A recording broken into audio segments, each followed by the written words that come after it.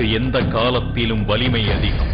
அதிலும் மன்னராட்சி நடந்த காலத்தில் ஒரு இளவரசிக்கு இன்னொரு மன்னன் மீது காதல் வந்தால் அது என்னென்ன விளைவுகளை ஏற்படுத்தும்? நெல்லை மாவட்டத்தில் வள்ளியூருக்கு அருகில் நடந்திருக்கிற அதிர்ச்சியூட்டும் உண்மை சம்பவம் இது.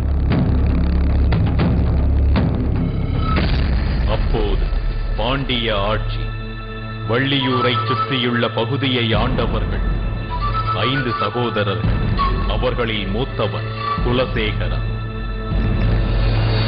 ஒற்றுமையாக அவர்கள் அரசாண்ட காலம். ராஜாவுக்கு கல்யாணம் ஆயிருக்கு குலசேகர பாண்டியனுக்கு. அவங்க 5 பேரு. சுந்தர பாண்டியன்கிறவர் தான் இவங்களுடைய தகப்பன். மதுரையில இவங்க குழந்தைகள் இல்லாதப்போ தவம் சிவன் கோயில்ல தவம் இருந்து 5 ஆண் குழந்தைகள் பெற்றாங்க. இந்த 5 ஆண் குழந்தையில மூத்தவன் தான் குலசேகர பாண்டியன். மூத்தவனான குலசேகரனுக்கு குமரி மாவட்டத்தில் கலை குடும்பத்தைச் சேர்ந்த பெண்ணை பிடித்து போய்விட்டது.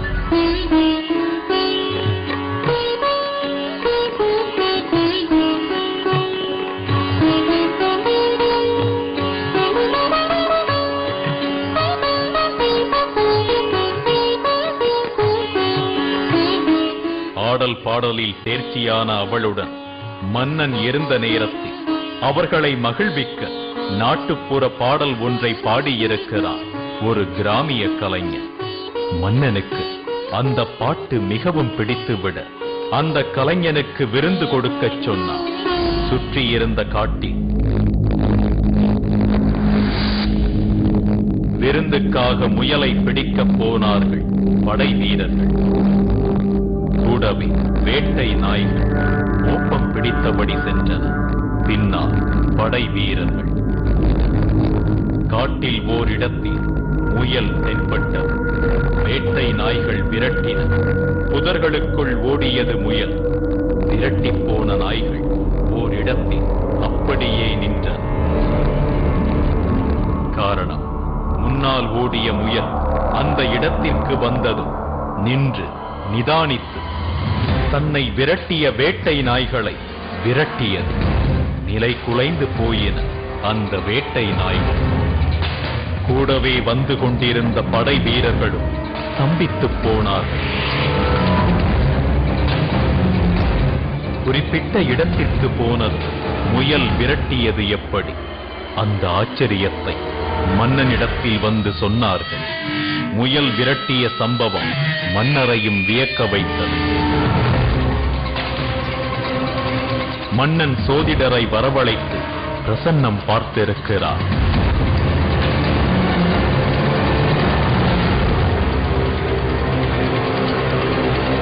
முயல் விரட்டிய இடத்தை தோண்டி பார்க்க சொல்லி இருக்கிறார் சோதிடர். அவர் சொன்னபடி அந்த இடத்திற்கு போய் தோண்டி இருக்கிறார். அந்த மண் புட்டை வெட்டிக்கிட்டே இருக்கிறாங்க. வெட்டிக்கிட்டே இருந்தா அது பெரிய ஒரு பயங்கரமான ஆழத்துல போய்கிட்டு இருக்கிற போது இது ஏதோ ஒரு அதிசய சக்தி இருக்குன்னு ஒரு பூஜாரியை கூப்பிட்டு அதை பூஜை போட்டு கேட்டிருக்கும் போது அம்மனுடைய உக்கிரம் உள்ள இருக்கு. அந்த இடத்தில் அபூர்வமான சிலை தென்பட்டிருக்கிறது. அந்த சிலைக்கு 3 முகங்கள். பத்ரகாளியின் உக்கிரமான சிலை. அதை எடுத்து கோட்டையில் ஒரு கோயிலை எழுப்பியிருக்கிறார் மன்னர். 5 சகோதரர்களும் ஒற்றுமையாக இருந்ததால் யாரும் சுலபமாக அவர்களை வீழ்த்த முடியவில்லை. கன்னட தேசத்திலிருந்து விட்டலராஜ் என்ற மன்னர் இவர்களுக்கு எதிராக படையெடுத்து வந்தபோது அவரால் வெற்றி பெற முடியவில்லை. குலசேகரனின் வீரம் கன்னட தேசம் வரை பிரபலமானது. அந்த சமயத்தில் மதுரைக்கு குறிப்பிட்ட வேலைக்காக கிளம்பினார்கள் 5 சகோதரர்களும். அமைச்சர்களிடத்தில் ஆட்சியை கொடுத்துவிட்டு கிளம்பியது. துவங்கியது பிரச்சனை. நிர்வாகத்தில் முறைகேடுகள் தலை தூக்கின. மக்கள் அவதிப்பட்டார்கள். அந்த சமயத்தில் வீணாதி வீணன் என்பவன் அரண்மனையில் வேலை தேடி வந்தான். யாரும் அவனை மதிக்கவில்லை. எங்கும் முறைகேடுகள். ஆட்சி அலங்கோலமாக இருந்தது. பார்த்தான் வீணாதி வீணன். ஆட்களை சேர்த்துக் கொண்டு தன்னை அரசாங்கத்தின் ஆளாக காட்டிக்கொண்டு மக்களை கெடுபிடிகளுக்கு உள்ளாக்கினான்.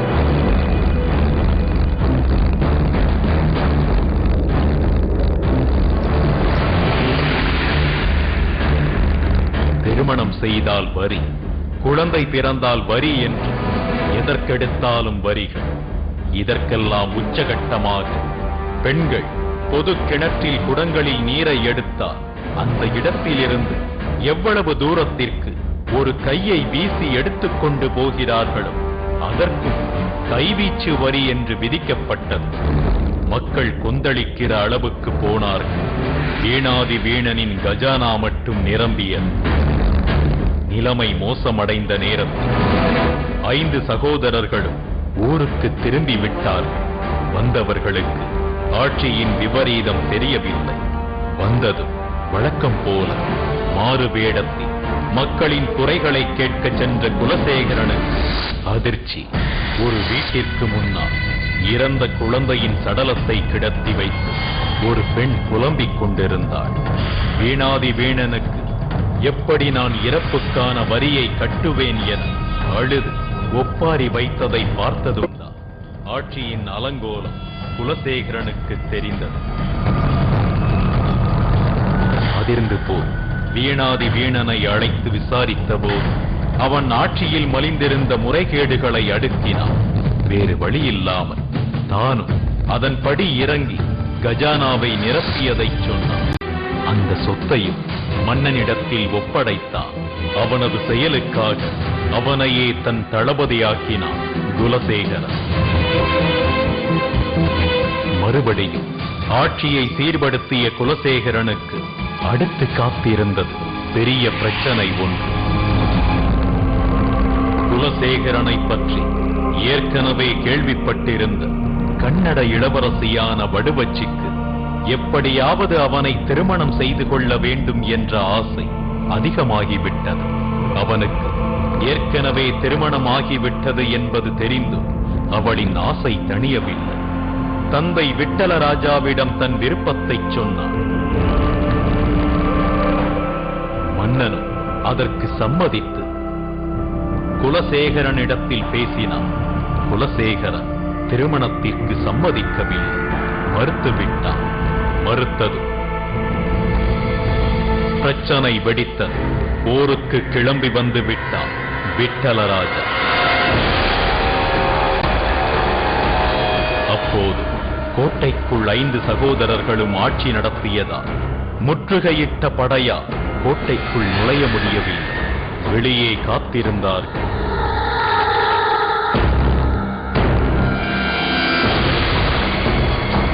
உள்ளே இருந்தவர்கள் சரணடைகிற மாதிரி தெரியவில்லை. அப்போது தயிர் விற்கிற பெண் ஒருத்தி கோட்டைக்கு வெளியே உள்ள தண்ணீர் நிற்கிற மடையில் முகத்தை கழுவிய போது அவள் வைத்திருந்த தங்கச் சிரட்டை அந்த மடையில் நழுவி விழுந்து விட்டது. விழுந்த வேகத்தில் உள்ளே போய்விட்ட அந்த சிரட்டையை தேடி பார்த்தும் அவளால் எடுக்க முடியவில்லை. வருத்தத்துடன் கோட்டைக்குள் போனாள் தயிர்காரி. கோட்டைக்குள் இருந்த மடை அருகில் தயிரை விற்றுக் கொண்டிருந்து தண்ணீரை குடிக்க அங்கிருந்த மடைக்கு போன போது அவள் தவறவிட்ட தங்கச் சிரட்டை அவளுக்கு கிடைத்து விட்டது. கோட்டைக்கு வெளியே தவறவிட்ட சிரட்டை கோட்டைக்குள் எப்படி கிடைத்தது? இதன் வழியாகத்தான் கோட்டைக்குள் குடிநீர் வருகிறதா? அந்த ஆச்சரியத்தை வெளியே உள்ள கன்னடத்து வீரர்களிடத்தில் அவள் சொன்னதும் கோட்டைக்குள் குடிநீர் போய்க் கொண்டிருந்த வழி அவர்களுக்கு தெரிந்து உடனே அதை அடைத்து விட்டார்கள். மடையை அடைப்பதற்கான சடங்கின் போது ஒரு யானையையும் ஒரு பெண்ணையும் பலி கொடுத்தார்கள். பிறகு கோட்டைக்குள் குடிநீர் போக முடியவில்லை. குடிநீர் இல்லாமல் கோட்டைக்குள் எவ்வளவு நாள் தாக்கு பிடிக்க முடியும்? கோட்டையின் ஒரு பகுதியை உடைத்துக் கொண்டு குலசேகரனைச் சேர்ந்தவர்கள் வெளியே வந்ததும் போர் துவங்கியது.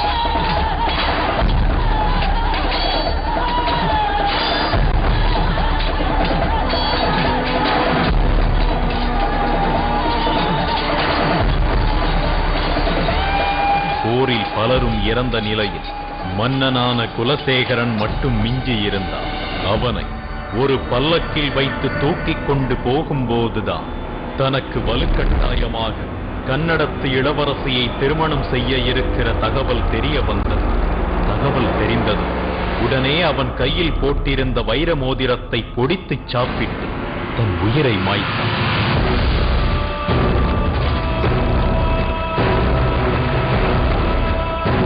மரணச் செய்தி தெரிந்ததும் கன்னட இளவரசி அதிர்ச்சி அடைந்தால் உடனே முடிவெடுத்தாள். தன்னை அலங்கரித்துக் கொண்டு புறப்பட்டாள். சடலமாக கிடந்த குலசேகரனுக்கு மாலையிட்டாள்.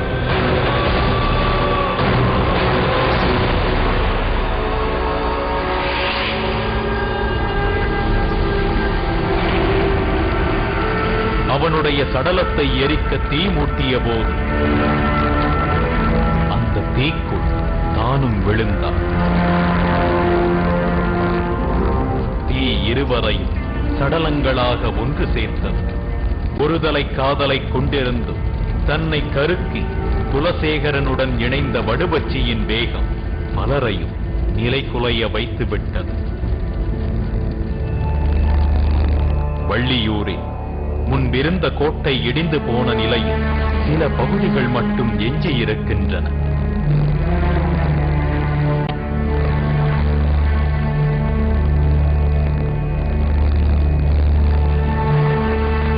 வள்ளியூருக்கு அருகில் உள்ள சித்தூரி சாலையிலிருந்து விலகி இருக்கும் புதர்களுக்கு மத்தியில் ஒரே கல்லில் வடிக்கப்பட்டிருக்கின்றன 2 உருவங்கள்.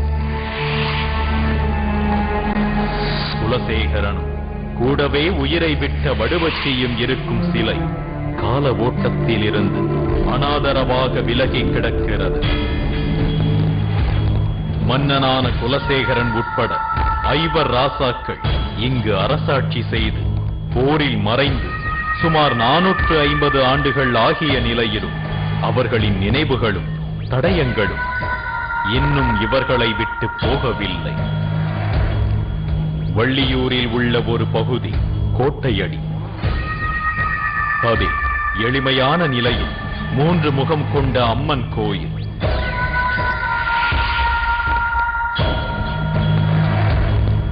இந்த 3 யுகம் கண்ட அம்மன் என்ற பெயர் வர காரணம் யுகங்களை வைத்து இந்த பெயர் விளங்கி வருகிறது. யுகங்கள் 4 யுகங்கள். திரேதாயுகம், கிரேதாயுகம், துவாபராயுகம், கலியுகம் என்று சொல்லப்படுகின்ற 4 யுகங்கள். இந்த 4 யுகத்தில் 3 யுகத்தை கண்டு 4வது யுகமாகிய கலியுகத்தில் கண்டு இந்த தெய்வமாக அம்பாள் இன்றைக்கு விளங்கி வருகிறார். கருவறையில் ஆரஞ்சு நிற புடவையுடன் காட்சியளிக்கிறார் அம்மன். இங்கு பாவாடையம்மனுக்கு பக்கத்தில் குலசேகரன் உள்ளிட்ட 5 ராசாக்கள் பயன்படுத்திய பொருட்கள் இன்னும் இருக்கின்றன. அவர்களின் மரச் செருப்புகள், பட்டா கத்தி, அந்த கால அரண்மனை பெண்கள் பயன்படுத்திய சிலம்பு, தண்டை, கடையம் உட்பட பல பொருட்கள் இங்கிருக்கின்றன.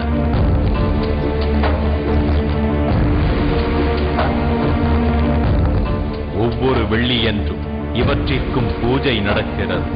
5 ராசாக்களுக்கு இங்கு பீடமும் இருக்கிறது. கோயிலுக்கு வெளியே இருக்கிற சிவன் அணைந்த பெருமாள் குளியருகே தப்பு கருவியை அடிக்கிறார்கள் இங்கிருக்கும் கலைஞர்கள்.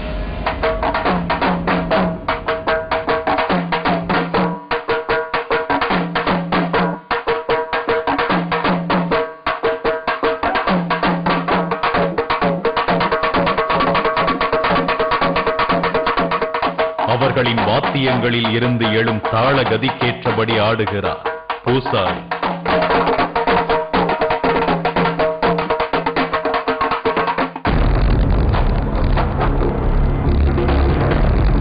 இசையின் வேகம் கூட கூட அவருடைய ஆட்டத்தின் வேகமும் கூடுகிறது. முன்பு 5 ராசாக்கள் காலத்தில் நடந்த போர்க்காட்சியை நினைவூட்டும் விதத்தில் இப்போது போர்க்களக் காட்சி திருவிழாவின் போது நிகழ்த்தப்படுகிறது. காதலுக்காக தங்கள் மன்னனின் உயிர் பறிபோனதை இன்னும் இங்கே நிகழ்த்தி காட்டுகிறார்கள். இந்த கோயிலுக்கு தள்ளி ஐவர் ராசாக்களின் படைத்தளபதியாக இருந்த ஆண்டவர் ராஜாவுக்கான கோயில். கையில் அரிவாள், விரைத்த விழிகள், அதில் தெரிக்கும் கோபம் என முறுக்கிய மீசையுடன் நிற்கிறார் ஆண்டவர் ராஜா. அவருக்கு இருபுறம் இசக்கி மற்றும் வனப்பேச்சியின் சிலைகள்.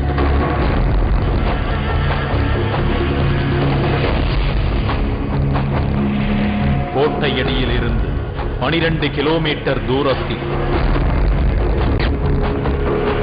3 யுகம் கண்டம்மன் கோயில்.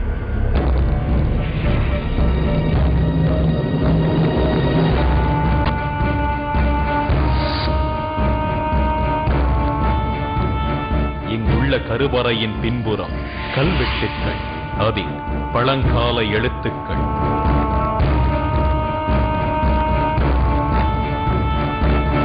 பல தெய்வங்கள் காட்சியளிக்கிற இந்த கோயிலின் கன்னி மூலையில் ஐவர் ராசாக்கள் கதையில் வரும் வீணாதி வீணனுக்கான கலபீடம். அதற்கு அருகில் ஐவர் ராசாக்களுக்கான கல் பீடம் அமைந்த மண்டபம். ஐவர் ராசாக்கள் ஆண்ட காலத்தில் கோட்டைக்குள் குடிநீர் சென்று கொண்டிருந்த பகுதியை இப்போதும் நீராவிக்கரை என்றுதான் அழைக்கிறார்கள். கன்னடப்படை குடிநீர் போவதை தடுத்து நிறுத்திய பகுதியில் கோட்டையின் எச்சங்கள் மிஞ்சி இருக்கின்றன.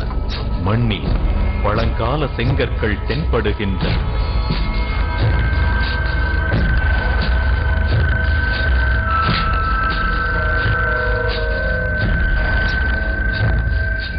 ஒரு காலத்தில் நீர் போக்குவரத்தில் நிபுணத்துவம் பெற்றிருந்த இந்த பகுதியில் இப்போது இருப்பவர் சுடலை மாடன் சாமி. கையில் தண்டாயுதத்துடன் நிமிர்ந்து நிற்கிறார் சுடலை மாடன். வெள்ளிக்கிழமை மத்தியானம் போல சுடலைமாடன் சாமிக்கு பூஜை நடக்கும்போது கனியா கூத்தாடி அவன் நாக்கையும் வெட்டி 21 பூடங்களுக்கும் 21 இலை போட்டு சாமிக்கு படைப்பான். அதே மாதிரி கையும் வெட்டி ரத்தம் கொடுத்து அந்த 21 இலைக்கும் பூடம் போட்டு அதுக்கும் அவன் ரத்தம் கொடுக்கறது ரொம்ப விசேஷம். அந்த நேரத்துல மக்கள் எல்லாம் ரொம்ப கூடி அமைதியா உட்கார்ந்து பார்த்துட்டு இருக்காங்க. ஒரு குழந்தை கூட ஒரு சத்தம், எந்த சத்தமும் கொடுக்காத அளவுக்கு அமைதியா இருக்கும் அந்த நேரத்துல. ஏன்னா அந்த நேரத்துல ஒரு இதை சொல்லியிருக்கிறாங்க, அந்த மாதிரி நேரங்கள்ல யாராவது ஒரு குறுக்குறல் குழந்தைகள் கொடுத்துச்சுன்னா அது சில அதே சகலமா ஆயிரும் அப்படிங்கறதுக்காண்டி ரொம்ப அமைதியா இருக்கும். இது வரைக்கும் எந்த வித ஒரு தவறும் இல்லாம நல்ல முறையில் நடந்துட்டு இருக்கு. கனியான் பெண்ணோட அணிஞ்சுதான் அவன் இந்த காரியத்தையும் செஞ்சிருக்கிறான். இறைவன் பெண்ணோட அணிஞ்சுதான் இதை ஆடி பாடிதான் அவரை புதுவரப்படுத்துறதுக்கு தான் இதை செய்யறான். அவருக்கு அருகில் தளவாய் மாடன், பலவேசக்காரன், இருள மாடன் என பலருக்கான சன்னதிகள். ஊரின் இன்னொரு பகுதியில் குளத்திற்கு அருகில் தாமரை வாழ் ஐயனார் கோயில்.